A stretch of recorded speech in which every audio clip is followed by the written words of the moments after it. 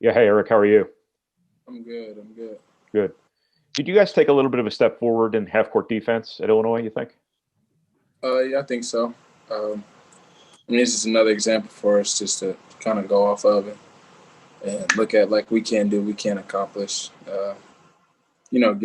Getting stops, keeping the ball in front of us, and yeah. Yeah. You guys go up six there in the second half.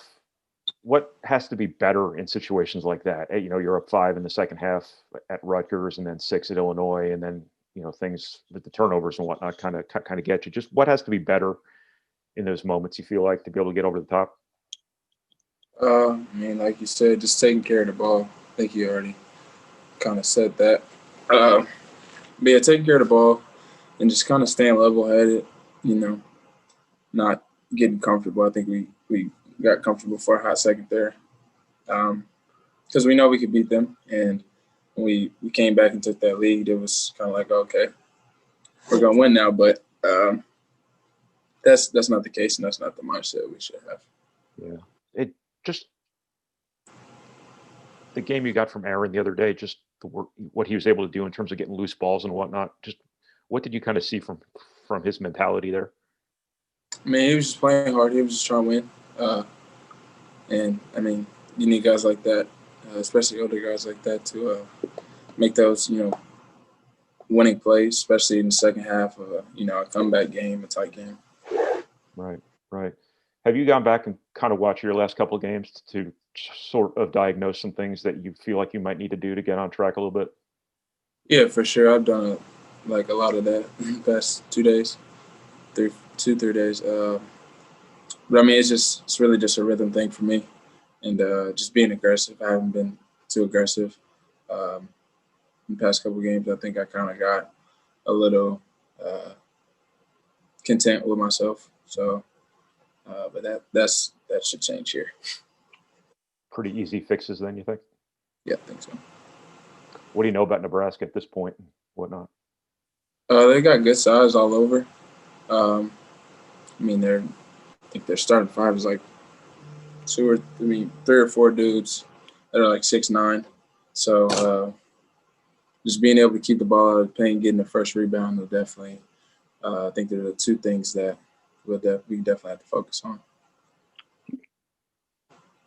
Do you guys feel like you're in a pretty decent spot here? I mean, you obviously would have liked to have gotten one of those road games, but those are probably three of your toughest of the whole Big Ten season, and you were pretty competitive uh, during them, and it would seem like those experiences right at the start of the Big Ten season would kind of help you moving forward. If you, if if you win tomorrow night, you're 3-3 in the Big Ten, and 500 probably gets you in the NCAA tournament this year. I mean, do you feel like you're in a pretty decent spot?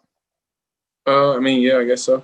Uh, I mean, you don't really, Yeah. I haven't really necessarily thought about it that way, but I mean, we try to learn from every game. That's the biggest thing we kind of uh, harp on this year, especially we got a younger group, and we got to keep everybody's head up. Everybody got to be level headed.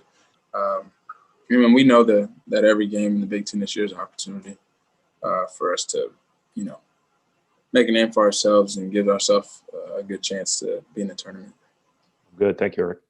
Yeah, no problem. Pardon? Hey, Eric, where do you think you guys are learning, uh, whether it be as a group or individually, learning from this first part of the Big Ten season? You said, what do you think we're learning? Yeah, what do you think you're learning? You say you try to use every game as a learning experience. What do you think? What do you think the team is learning here early on? I think one of the biggest things that we're learning is just valuing possessions, whether it be offense or defense. Um, just knowing that all the little stuff matters, especially if it's boxing out, if it's keeping a guy in front of you so we don't have to help, or if it's just not turning the ball over. I think those are a lot of different things that go in just the overall value in possessions. Right. Where do you where do you turn to when you're in this, you personally, in this little rut that you were in last week? Where do you how do you bring yourself out of it? Um, Sorry, say that again. I got thrown off. No, just how do you bring yourself out of it? Is it watching film? Is it talking to somebody? Is it a combination of things? It's a combination of a lot of different things.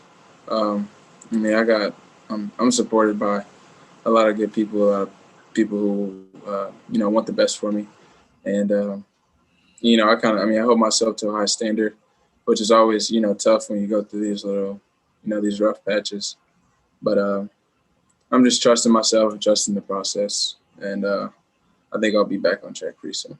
I mean, you're experienced enough to know that this is a long season, that there are ups and downs. I mean, at what point in your career did you really embrace that and just work your way through situations like this? I think now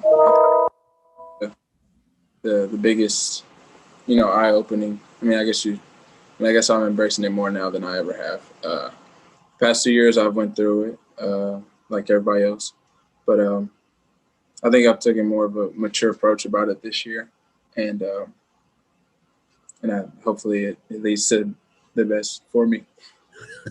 Is there one thing that would spark you, whether it be a defensive play or something that happens on the offensive end, to kind of start to bring you back to the type of player that you can be?